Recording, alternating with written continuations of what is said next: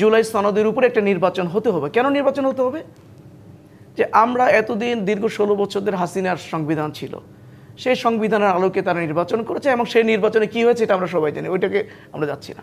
এখন যে আমরা নির্বাচন করতে যাচ্ছি, কোন সংবিধানের ভিত্তিতে আমরা নির্বাচন করতে যাচ্ছি? সেই হাসিনার সংবিধান দিয়ে নির্বাচন করছি, নাকি আমরা বর্তমান যে ডক্টর ইউনূস সরকার যারা আছেন তাদের সংবিধানের উপরে নির্বাচন করছি? যদি হাসিনার সংবিধানের উপরে নির্বাচন করি তাহলে সেটা একটা বিষয় হবে, আর যদি আমরা ডক্টর ইউনূসের সংবিধানের কথা বলি তাহলে অবশ্যই সেই সংবিধানটা হবে জুলাই সনদ।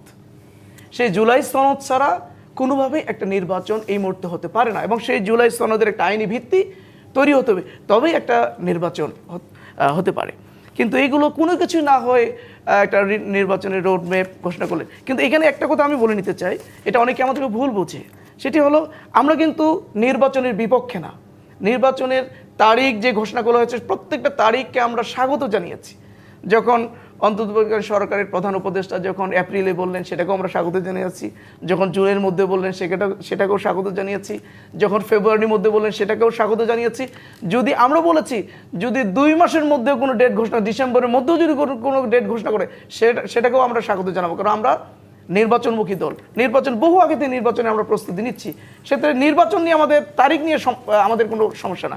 সমস্যা হলো যে নির্বাচনটা হতে যাচ্ছে 16 বছর পরে মানুষের প্রত্যাশিত একটা নির্বাচন, সেই নির্বাচনটা যদি সুন্দর না হয়, গ্রহণযোগ্য না হয়, তাহলে সেই নির্বাচন করে কি লাভ বা সেই নির্বাচনে যায় কি লাভ? সেটা তো আগে ওই হাসিনা মার্কা নির্বাচন হবে। ঠিক এই বিষয়ে আমি জনাব শাহাদাত হোসেন সেলিম আপনার কাছে আসলে প্রশ্ন রাখতে চাইছি। যেমন আমাদের জামাত ইসলামের নেতারা যেভাবে বলছে, এনসিপি যেভাবে বলছে, অন্যান্য সমমনা ইসলামী দলগুলো যেভাবে বলছে, আসলে আপনিও কি সেই সাথে একমত কিনা যে এই যেই আজকে নির্বাচন কমিশন রোড ম্যাপ দিল, এটা কি আসলে কোনো ধরনের রাজনৈতিক চাপে পড়ে তারা দিয়েছে কিনা, কি মনে করছেন? ধন্যবাদ আপনাকে, ধন্যবাদ সহ-আলোচকদের। এখানে তো রাজনৈতিক চাপের কোনো বিষয় নয়। এটা সরকারের সিদ্ধান্ত হয়েছে যে ফেব্রুয়ারির প্রথমার্ধে নির্বাচন।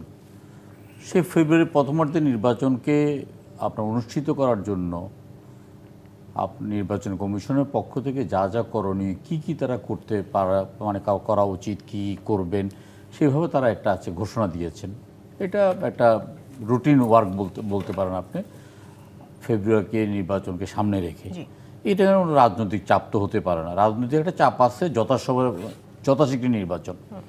কারণ জুন মাসের 2 তারিখে যখন প্রধান উপদেষ্টার সাথে 32টি রাজনৈতিক দল আপনার আলোচনায় অংশগ্রহণ করে, তখন প্রায় 31টি রাজনৈতিক দলই কিন্তু ডিসেম্বরের আগে নির্বাচন দাবি করেছে। জামাত ইসলাম বলেছে এটা রমজানের আগে হলে ভালো হয়। তাহলে প্রত্যেকটা দল কিন্তু ডিসেম্বরের মধ্যে নির্বাচনটা চেয়েছে। তারপর তিনি এটাকে এপ্রিলে নিয়ে গেছেন, সেখান থেকে আবার ফেব্রুয়ারিতে এনেছেন, কারণ এপ্রিল মাসটা নির্বাচনের জন্য কোনো কার্যকর সময় নয়।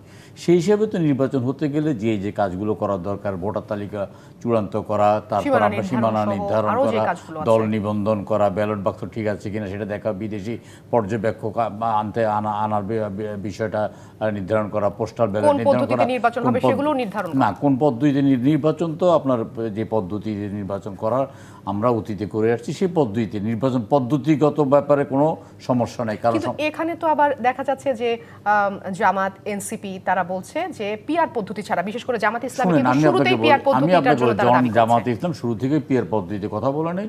জামাত ইসলামী একমাত্র রাজনৈতিক দল যেটা 300 আসনে অলরেডি প্রার্থী ঘোষণা করেছেন, তাদের প্রার্থী তালিকা সহ। তারপরে ইসলামী আন্দোলন তাদের প্রার্থী ঘোষণা করেছেন। আমার নির্বাচনী এলাকায় এমন কোনো গাছ নাই যে গাছের মধ্যে ইসলামী আন্দোলন আর জামাতে ইসলামের ফেস্টুন ঝুলতেছে না। আপনার ইসলামী আন্দোলন অন্তত 100টার উপর তোরণ করেছে। তারা যদি ওই পদ্ধতিতেই করতো তাহলে শুধু তাদের মার্কাটা আপনার করতো, শুধু মার্কাটা প্রচার করতো, প্রার্থী প্রচার করার দরকার ছিল না পিআর পদ্ধতি অনুযায়ী। কিন্তু প্রার্থীটা দিয়ে নির্বাচনের সমস্ত কর্মকাণ্ডকে নিশ্চয়ই এগিয়ে রেখে এখন পিআর পদ্ধতির কথা বলাটা এটা একটা ভণ্ডামি ছাড়া আর কিছু নয়। কারণটা কি আমি আপনাকে বলি, এখানে যখন আপনার সংস্কার কমিশন যখন কথা বলেছে, বিভিন্ন রাজনৈতিক দলের সাথে যখন আলাদা আলাদা কথা বলেছে, কথা বলার পরে তারা বেশ কিছু বিষয়কে তারা মাথা থেকে ঝেড়ে ফেলেছে এবং 20টি বিষয় নিয়ে তারা আলোচনায় অংশগ্রহণ করেছে। 20টা বিষয় নিয়ে আমরা 24টি কর্মদিবস আলোচনা করেছি। ওই 20টি বিষয়ের মধ্যে পিআর পদ্ধতিটা ছিল না, কারণ পিআর পদ্ধতি নির্বাচন করতে গেলে সংবিধান সংশোধন করতে হবে, যেটা বর্তমানে সম্ভব নয়। বর্তমানে প্রচলিত পদ্ধতিতে নিয়ম হবে এবং জামাতে ইসলাম এই 24টা কর্মদিবসে 1 মিনিটের জন্য বলে না যে নির্বাচন পদ্ধতি কি হবে। এটা হলো যে মাঠের একটা আওয়াজ, এটা হলো মাঠের আওয়াজ। এই মাঠের আওয়াজের সাথে বাস্তবের কোনো মানে ইয়ে নেই।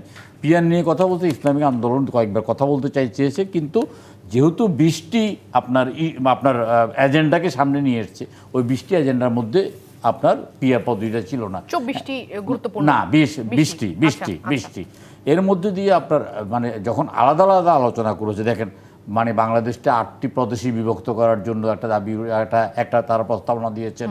ভোটারদের বয়স আপনার 17 বছর করে একটা প্রস্তাবনা দিয়েছেন, প্রার্থীদের বয়স 23 বছর। এই আলোচনাটা তখন হালে পানি পায়নি বলে তারা এটা বাদ দিয়েই পিয়ার সহ এগুলো বাদ দিয়ে তারা 20টাতে তারা একমত মানে এনেছেন, এবং অধিকাংশ সংস্কারের প্রশ্নে অধিকাংশ আপনার দল একমত হয়েছে। কয়েকটি প্রশ্নে দ্বিমত হলেও আমরা যদ্দূর জানি আগামী সপ্তাহে আবার আলোচনা হলে দ্বিমতের জায়গাটা আপনি একটু কমে আসবেন।